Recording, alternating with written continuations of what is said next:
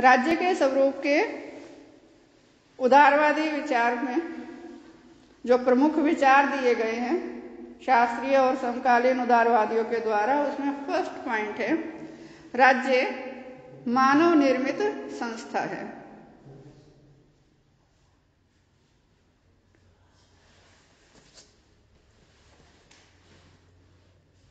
इससे पहले 16वीं शताब्दी से पहले क्या विचार प्रस्तुत था समाज में कि जो राज्य है ईश्वर का रूप है, या राज्य शक्ति के आधार पर अस्तित्व में आया, या राज्य परिवार का विस्तृत रूप है।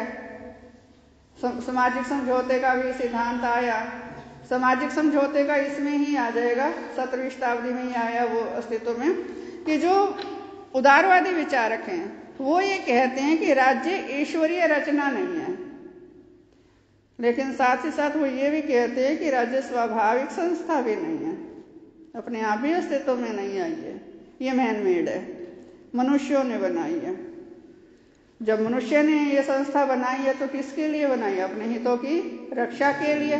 हॉब्स और लॉक दोनों ने यही माना ना। हॉब्स ने क्या कहा कि प्राकृतिक अवस्था में जो व्यवस्था थी, अव्यवस्था थी, व्यवस्था तो वो थी ही नहीं, वो जो अव्यवस्था थी कि जिसको मार सकते हो मार दो और जिसको लूट सकते हो लूट लो, ऐसी जो घृणित अवस्था थी, जंगल की तरह की व्यवस्था थी, उससे दुखी होकर उससे छुटकारा पाने के लिए लोगों ने सामाजिक समझौते के द्वारा राज्य नाम की संस्था का निर्माण किया। और लॉक ने क्या माना कि प्राकृतिक कानून भी थे, प्राकृतिक अधिकार भी थे, लेकिन उनकी व्याख्या करने वाली कोई संस्था नहीं थी। तो ऐसे में व्यक्ति को परेशानी होती थी, उनको कोई ऐसी संस्था की जरूरत महसूस हुई जो कि उनके जीवन को और ज्यादा सुखी और समृद्ध बनाए। तो लोगों ने सामाजिक समझौते के द्वारा राज्य नाम की संस्था का निर्माण किया। तो इसमें जो शास्त्रीय उदारवादी हैं और समकालीन उदारवादी हैं, दोनों ही इसी बात पर सहमत हैं कि राज्य जो है वो मानव निर्मित संस्था है। वो राज्य को एक यंत्र मानते हैं, माने एक मशीन, और इस मशीन की, इस यंत्र की रचना मनुष्य ने खुद की है अपने जीवन को सुखी और समृद्ध बनाने के लिए। तो इसमें शास्त्रीय और समकालीन उदारवादियों में कोई भी मतभेद नहीं है। सेकंड आ जाता है इसमें राज्य एक आवश्यक बुराई है।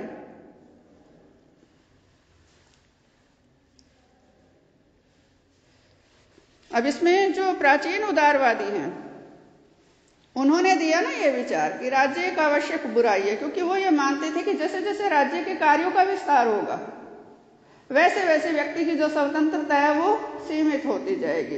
राज्य के कार्यों का विस्तार माने राज्य के कानून, और जहां राज्य के कानून आ गए वहां प्रतिबंध आ गया, व्यक्ति की स्वतंत्रता सीमित होगी। लेकिन साथ ही साथ जो शास्त्रीय उदारवादी थे उन्होंने ये भी कहा कि जो राज्य है उसको 3 कार्य करने हैं: जीवन और संपत्ति की रक्षा, बाह्य आक्रमण से सुरक्षा और आंतरिक शांति की स्थापना। ये 3 आवश्यक कार्य जो थे वो व्यक्ति खुद नहीं कर सकता, तो उससे संबंधित नियम राज्य बनाएगा और बाकी के जो कार्य व्यक्ति अपनी इच्छा अनुसार करेगा। तो शास्त्रीय उदारवादियों के अनुसार जो राज्य का स्वरूप उभर कर आया वो क्या था? पुलिस राज्य, क्योंकि ये तीनों कार्य पुलिस करती है, तो इसलिए राज्य का जो स्वरूप है वो भी पुलिस राज्य का माना गया। लेकिन जो समकालीन उदारवादी हैं उन्होंने इस बात का खंडन किया। उन्होंने कहा कि जब शास्त्रीय उदारवादियों ने यह कहा था कि राज्य एक बुरी संस्था है लेकिन आवश्यक भी है, मानो उसकी बुराई को सहन करना पड़ेगा क्योंकि वो कुछ आवश्यक कार्य भी करती है, नष्ट नहीं कर सकते उसको। लेकिन जो समकालीन उदारवादी है उन्होंने क्या माना? राज्य एक नैतिक एवं कल्याणकारी संस्था है। राज्य के जो कानून होते हैं वो व्यक्ति की स्वतंत्रता पर प्रतिबंध नहीं लगाते, अनुचित प्रतिबंध नहीं लगाते, बल्कि व्यक्ति की जो स्वतंत्रता है उसको उपभोग के लायक बनाते हैं। वो स्वतंत्रता को नियमित करते हैं और वो स्वतंत्रता सबके लिए समान रूप से उपभोग के लायक बनती है। तो ऐसे में जो समकालीन उदारवादी हैं उन्होंने क्या माना कि राज्य एक नैतिक और कल्याणकारी संस्था है। थर्ड इसमें आ जाएगा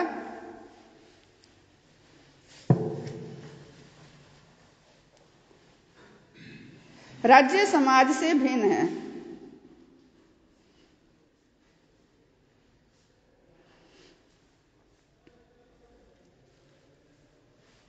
कि जो उदारवादी हैं वो ये मानते हैं कि समाज तो था, लेकिन उस समाज में लोगों को कुछ कष्ट थे, कुछ मुसीबतों का सामना करना पड़ रहा था या किसी तरह की असुरक्षा का सामना करना पड़ रहा था। जैसे हॉब्स ने कहा कि प्राकृतिक अवस्था में जो लोग थे उनका जीवन सुरक्षित नहीं था, तो उन कष्टों के निवारण के लिए उन लोगों ने राज्य नाम की संस्था का निर्माण किया। और लोक ने क्या कहा कि प्राकृतिक अधिकार तो थे, लेकिन प्राकृतिक अधिकारों की रक्षा करने वाली कोई संस्था नहीं थी। तो लोगों ने, या फिर प्राकृतिक कानून तो थे लेकिन उनकी व्याख्या करने वाली कोई संस्था नहीं थी, तो इसलिए लोगों को राज्य नाम की संस्था की आवश्यकता महसूस हुई। माने कोई ऐसी संस्था की आवश्यकता महसूस हुई जो कि प्राकृतिक कानूनों की व्याख्या करे और लोगों के अधिकारों की रक्षा करे। तो वो जो संस्था लोगों की इस इच्छा के आधार पर उभर कर आई, उसको राज्य नाम दिया गया।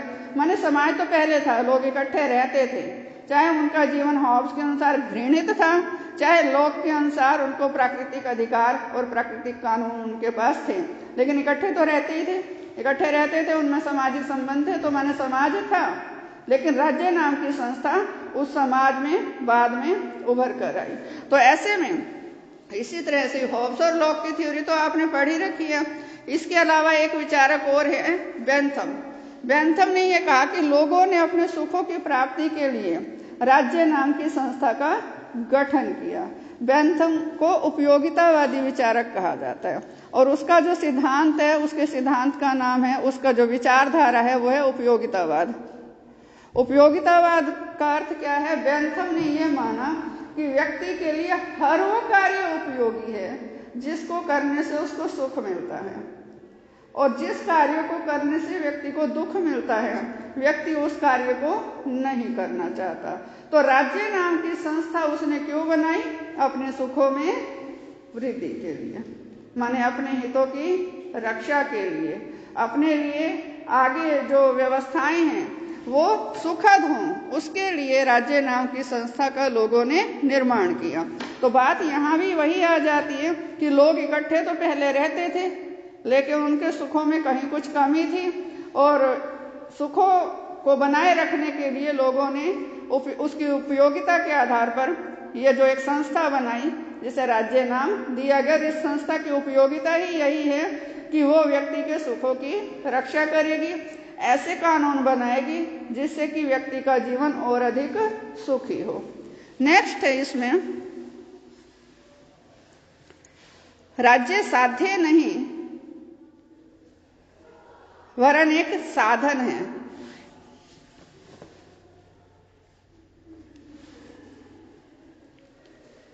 साध्य और साधन में क्या फर्क होता है? साध्य का अर्थ होता है उद्देश्य, जिसको प्राप्त करना है, और साधन जिसके माध्यम से प्राप्त करना है। तो यहाँ जो उदारवादी हैं वो ये कहते हैं कि जो राज्य नाम की संस्था है वो साध्य नहीं है, उद्देश्य नहीं है। क्या है वो? साधन। तो उद्देश्य क्या है?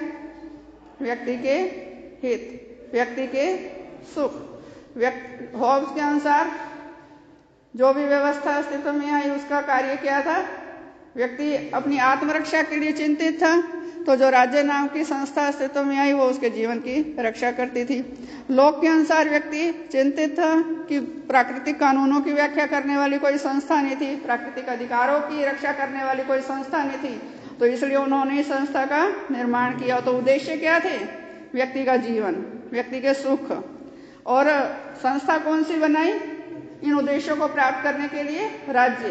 कि जो राज्य है वो साध्य नहीं बल्कि साधन है। राज्य उद्देश्य नहीं है, व्यक्ति श्रेष्ठ है, व्यक्ति का जीवन श्रेष्ठ है, व्यक्ति के हित श्रेष्ठ है।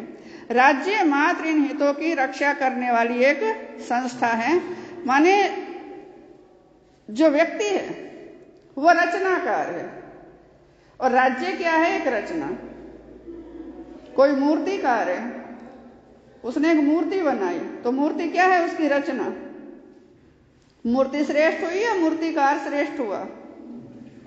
मूर्तिकार, मूर्ति तो टूट गई, मूर्तिकार जिंदा है तो फिर बना लेगा।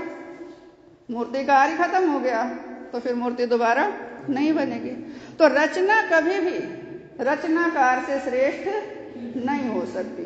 तो राज्य तो एक रचना है, रचनाकार तो व्यक्ति है, तो व्यक्ति श्रेष्ठ है राज्य से, व्यक्ति के हित श्रेष्ठ है राज्य से।